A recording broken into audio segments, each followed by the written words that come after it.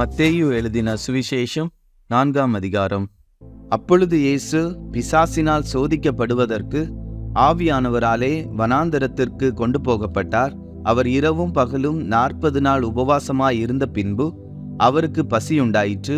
அப்பொழுது சோதனைக்காரன் அவரிடத்தில் வந்து, நீர் தேவனுடைய குமாரனே ஆனால் இந்த கல்லுகள் அப்பங்களாகும்படி சொல்லும் என்றான்.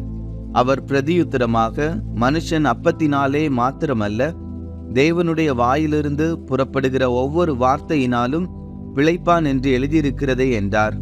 அப்பொழுது பிசாசு அவரை பரிசுத்த நகரத்திற்கு கொண்டு போய் தேவாலயத்து உப்பரிக்கையின் மேல் அவரை நிறுத்தி, நீர் தேவனுடைய குமாரனே ஆனால் தாழ குதியும், ஏனெனில் தம்முடைய தூதர்களுக்கு உம்மை குறித்து கட்டளையிடுவார். உமது பாதம் கல்லில் இடராதபடிக்கு அவர்கள் உம்மை கைகளில் ஏந்தி கொண்டு போவார்கள் என்பதாய் எழுதியிருக்கிறது என்று சொன்னான். அதற்கு இயேசு, உன் தேவனாகிய கர்த்தரை பரீட்சை பாராதிருப்பாயாக என்றும் எழுதியிருக்கிறதே என்றார். மறுபடியும் பிசாசு அவரை மிகவும் உயர்ந்த மலையின் மேல் கொண்டு போய் உலகத்தின் சகல ராஜ்யங்களையும் அவைகளின் மகிமையையும் அவருக்கு காண்பித்து, நீர் சாஷ்டாங்கமாய் விழுந்து என்னை பணிந்து கொண்டால் இவைகளையெல்லாம் உமக்கு தருவேன் என்று சொன்னான். அப்பொழுது இயேசு, அப்பாலே போ சாத்தானே, உன் தேவனாகிய கர்த்தரை பணிந்து கொண்டு அவர் ஒருவருக்கே ஆராதனை செய்வாயாக என்று எழுதியிருக்கிறதே என்றார். அப்பொழுது பிசாசானவன் அவரை விட்டு விலகி போனான். உடனே தேவதூதர்கள் வந்து அவருக்கு பணிவிடை செய்தார்கள். யோவான் காவலில் வைக்கப்பட்டான் என்று இயேசு கேள்விப்பட்டு கலிலேயாவுக்கு போய் நாசரேத்தை விட்டு செபுலோன் நப்தலி என்னும் நாடுகளின் எல்லைகளில் இருக்கும் கடற்கரைக்கு அருகான கப்பர்நகூமிலே வந்து வாசம் பண்ணினார். கடற்கரை அருகிலும் யோர்தானுக்கு அப்புறத்திலும் உள்ள செபுலோன் நாடும் நப்தலி நாடும் ஆகிய புறஜாதியாருடைய கலிலேயாவிலே இருளில் இருக்கும் ஜனங்கள் பெரிய வெளிச்சத்தை கண்டார்கள்.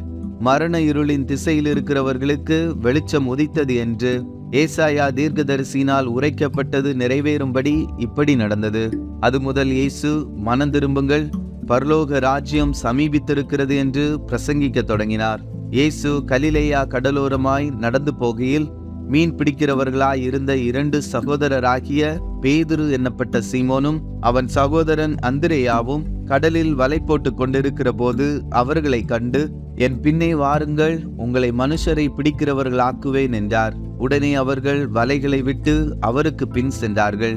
அவர் அவ்விடம் விட்டு போகையில் வேறே 2 சகோதரராகிய செபெதேயுவின் மகன் யாக்கோபும் அவன் சகோதரன் யோவானும் தங்கள் தகப்பன் செபெதேயுவுடனே படவிலிருந்து தங்கள் வலைகளை பழுது பார்த்து கொண்டிருக்கிற போது அவர்களை கண்டு அவர்களையும் அழைத்தார்.